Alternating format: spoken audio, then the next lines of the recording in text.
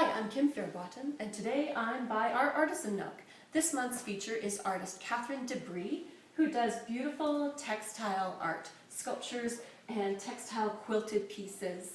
It reminds me how much fun it is to work with fabrics and paint on fabrics, and in this segment, draw on fabrics.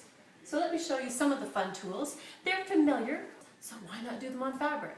We have bingo daubers, textile markers, and one of the little gems in our store is the Fabric Fun die sticks. They're oil pastels for fabric. Let me show you some tricks and techniques for using them on fabric. So let's start with this fun tea juice bingo dauber. This is a fabric paint. You might be familiar with it in the Jacquard Dynaflow. So it's this fabric paint inside this marker. This is a non-toxic, child-friendly, light-fast textile paint. It's thin and flowing on fabric, so I like to call it a fabric watercolor. It draws to mind all the things that you can do with this type of paint. Drawing on dry fabric, it will skip over the surface quite effortlessly. The slower you go, the more ink and more juicy the color comes out. Drawing fast gets you almost a nice shaded light version, like that.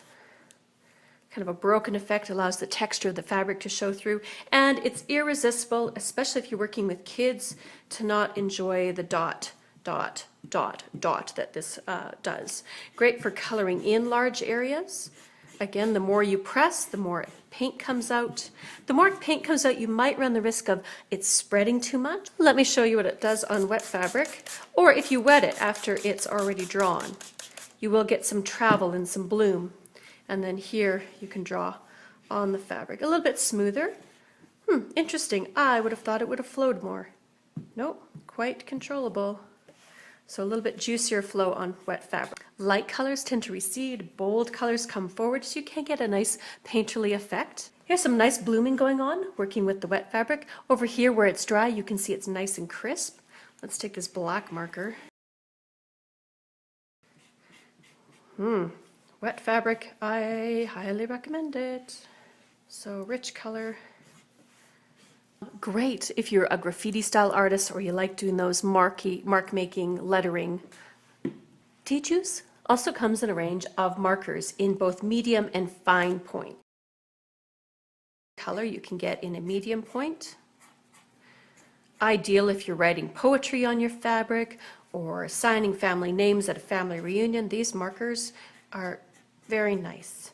And I'm working on slightly wet fabric here, and I'm not getting too much travel, so that's nice. So that was the medium tip. Let's look at, yes, the fine liner. So this is much smaller in the green. I hope you can see it. I'll show you the brown in that as well. So here's, yeah, nice little detail. Signing your name on fabric, you could do that.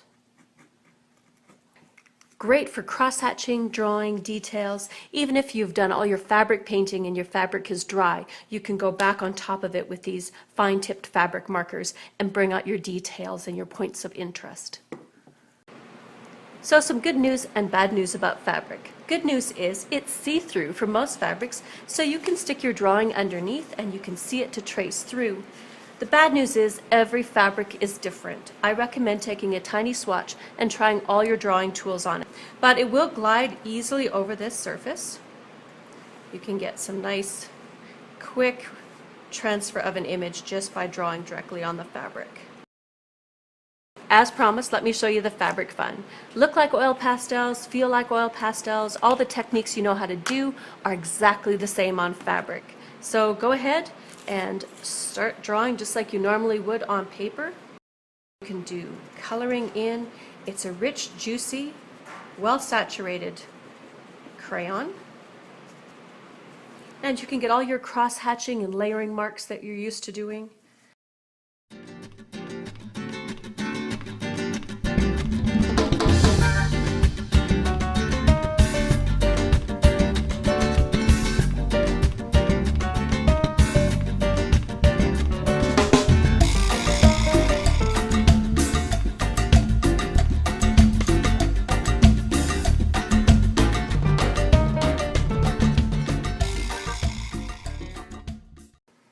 Another technique you can do with fabric oil pastels is the oil pastel Watercolor Resist. So remember, these are like oil pastels, but they are for fabric. And we can take our textile paint from Dynaflow, which, as I said, was like a fabric watercolor. And let's moisten our fabric a bit and dip our brush in the water. And you can see the oil pastel repels the watercolor. Again, these are fabric oil pastels and fabric watercolors. Let that dry and you can render and work on top of it again and again. Another technique you can do with oil pastels are rubbings. So here I have a stencil. I'm going to slip it under my very thin fabric. This is a 100% cotton broadcloth that I'm working on. And just hold your fabric quite firm, and you can see that it's picking up the texture of the stencil underneath. Very nice.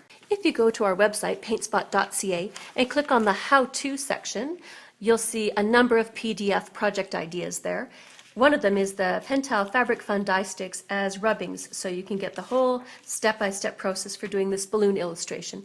These are designed for teachers teaching all sorts of art programs. When you need a little boost, those project ideas are available. So when you're done your drawing, you will want to heat set it to make it laundry safe. And in the case of the Fabric Fun die sticks, they're kind of oily, so heat setting them will cook the pigment into the fabric. Just take a hot iron. I've coated it with wax paper just so my iron will glide over the surface nicer and not scorch the paper. You get a little bit of transfer of the pastel onto your wax paper. Don't worry about it. Turn it over here. So just 2-3 minutes with a hot iron is all you need to do, and it's cooked into the fabric. You will notice that it still feels a bit oily. What you do is you take it to the sink with any soap that you have, some hand soap, some dish soap, and just rub it with your hands and wash out that oil, and the pigment will stay cooked into the surface. When everything is washed out, the fabric will be soft and supple, and you won't feel the drying material on the surface at all. So it's great if you want to do wearable art or quilts or pillows where you'll be touching the fabric